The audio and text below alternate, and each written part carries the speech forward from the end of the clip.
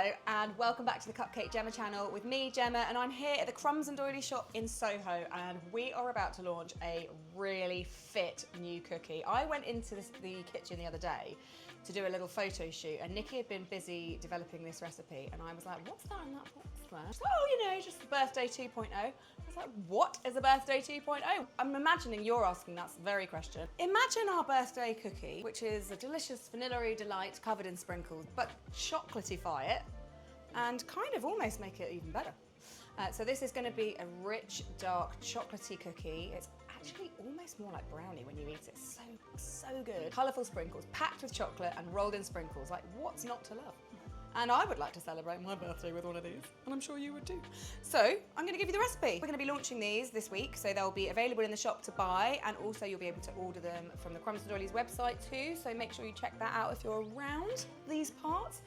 And if you're not, then just pay attention, because I'm about to show you how to make them. So these are the same basic setup as our New York cookies, and the method's the same.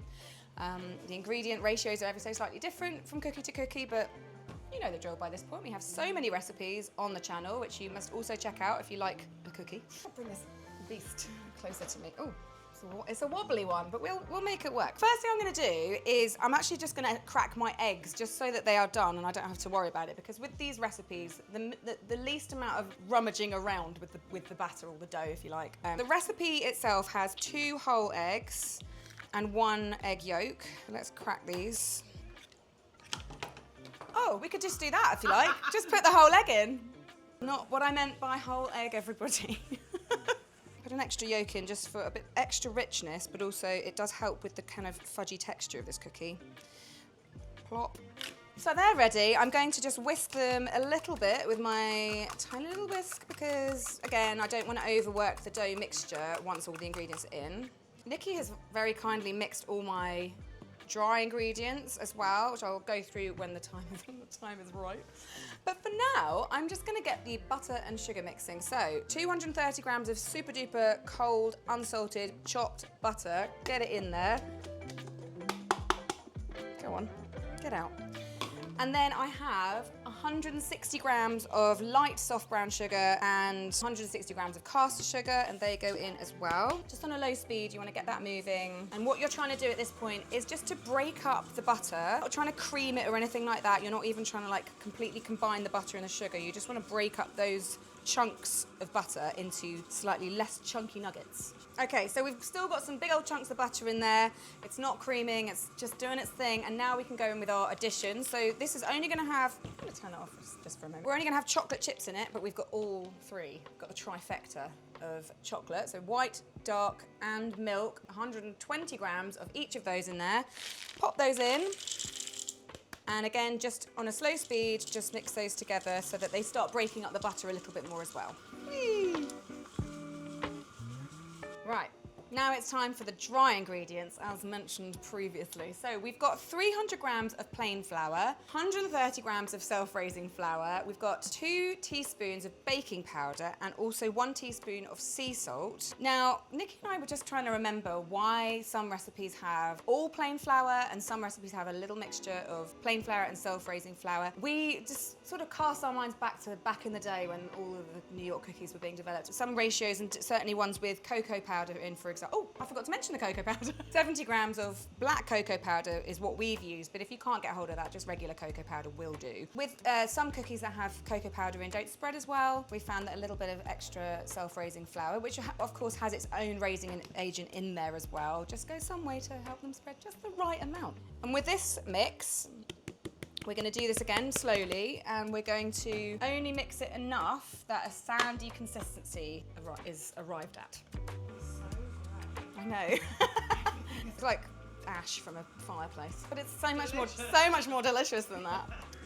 I reckon we have reached sand. So let me show you what that looks like. I mean, it literally just looks like sand. It's like the black sand of somewhere like Lanzarote.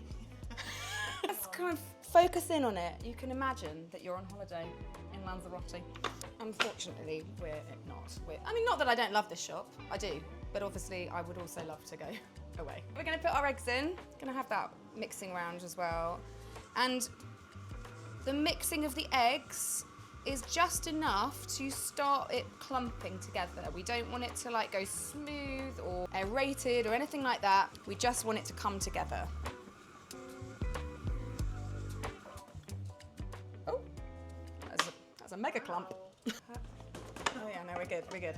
I've got my very, very colourful sprinkles at the ready. We have loads of these.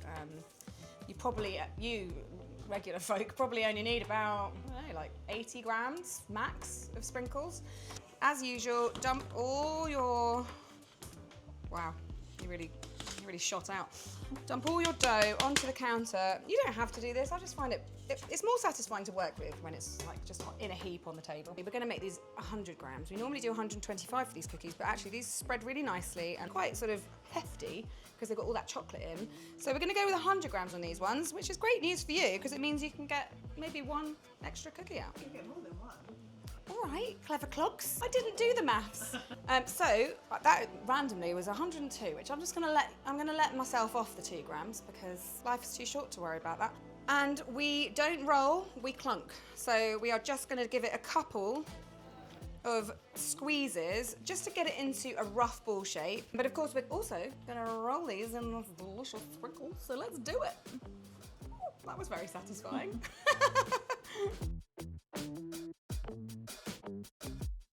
There he is. And that's gonna bake really nicely and have like colourful sprinkles just running all over the place. So as usual, we put them into an airtight container and then we're gonna pop them in the freezer, but just keep going with your balls until you've got potentially 13 to 16 balls. We'll tell you at the end.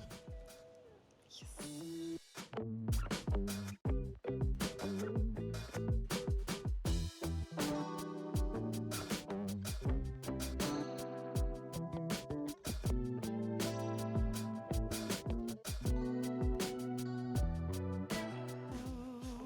Yeah, come on, get stuck in.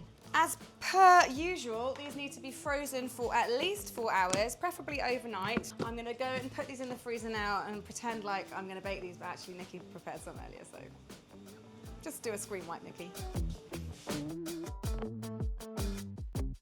Hours have gone by in the last second or two, and these are nice and hard, so let's bake some. I'm only going to put 8 on the tray because there's actually only 3 of us up here and I reckon we can probably handle 8 between us. Dane's in the house, don't tell anyone.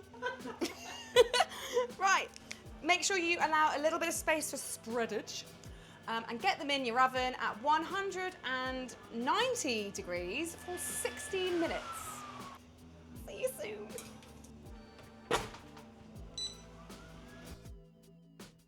Look who literally just came in. Well, hello. Just in time for cookies. Hi, Dave. Hello. We haven't seen each other for ages. For so long. Check these out. They look really cool. Don't they? Yeah, I love the contrast of the colours. Yeah, they It's really pops. Cool. Yeah. Can I interest you in? I would love one. Should we share? I was going to say should we share, but no. Well, no. I don't think we should share. I want to eat this whole thing. Right, should we crack these babies open? 1, 2, 3. Ooh. Ooh, that looks so Look good. how dark and fudgy and brownie-like that is. All with black cocoa? Yeah. Ooh. You can have your mind blown. This is going to be good. Get ready. Oh yeah. So good because you get like this crunchy outer shell from the sprinkles, but then inside is like chewy, brownie-like, rich, really intense. Good. Isn't it? Yeah, and the crunch from the sprinkles. And I mean, this is what I love about the texture of our cookies, is that they're kind of spongy and they're moist, but it doesn't go dry in your mouth. It's so good. Yeah, like some other cookies. Yeah. Which we won't mention. Ours are the best. And if you know, you know. If you've ever tried the Crumbs and Doilies cookies, you know that these are the best cookies in maybe the world, but certainly in London. Hands down. Oh, Yeah. like 100%. And trust me, like we have tried a lot of other cookies. Yeah. All in the name of research. And these are great. But these ones particularly, something about the black cocoa just kind of makes them almost a bit sticky. It does. But in a good way, not like a claggy stickiness. Like sometimes you eat something and it's sort of a bit sticky and it sticks in your throat. But this is just like... Yeah, I don't feel like I need a drink after this. Although maybe like a soda would go nice. But only in a complimentary way. In a complimentary way, yeah. Or milk. Milk is good. Milk is always good. That's traditionally the accompaniment, the accompanying beverage to a cookie. I'm so glad you came. Thanks for having me. Well, I really feel like you've been in the icing on the video cake. And also just the cake of my day. Oh, thank you. Yeah. Oh, okay. Well, Nikki, I mean, you are great, but I haven't seen Jane for ages, and I see you all the time. All right, guys, we'll sort this domestic dispute out after the camera stops rolling. But we love you guys. Thank you so much for watching. I've really enjoyed sharing this recipe with you. Please do let me know if you try it. Let us know in the comments how it went. And Dane, thanks for just being here. Thank you for having me and eating these cookies together. Oh. Should we have some more? Yes. Okay, bye. So good.